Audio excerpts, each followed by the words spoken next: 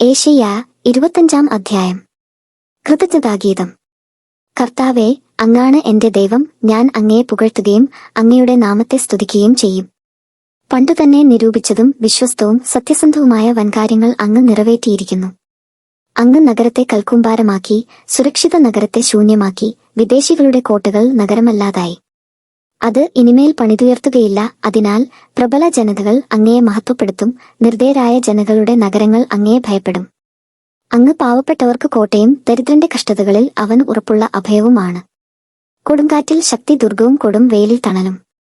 നീചൻ കോട്ടയ്ക്കെതിരെ ചീറിയടിക്കുന്ന കൊടുങ്കാറ്റ് പോലെയാണ്. മണലാരണ്യത്തിലെ ഉഷ്ണക്കാറ്റുപോലെ വിദേശികളുടെ ആക്രോശം അങ്ങ് അടക്കുന്നു.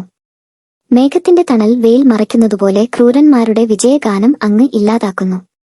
കർത്താവിന്റെ വിരുന്ന്.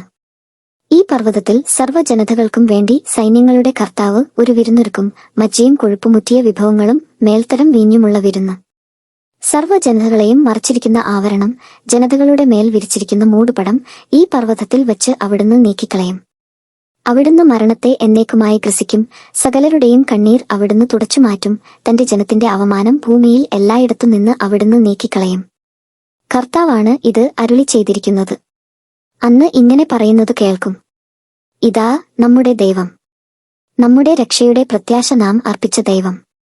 ഇതാ കർത്താവ്, നാം അവിടുത്തേക്ക് വേണ്ടിയാണ് കാത്തിരുന്നത്. അവിടുന്ന് നൽകുന്ന രക്ഷയിൽ നമുക്ക് സന്തോഷിച്ചുല്ലസിക്കാം. കർത്താവിന്റെ കരം ഈ പർവ്വതത്തിൽ വിശ്രമിക്കും. ചാണകക്കുഴിയിൽ വൈക്കോൽ എന്നപോലെ മൊവാബ് അവിടെ ചവിട്ടി മെതിക്കപ്പെടും.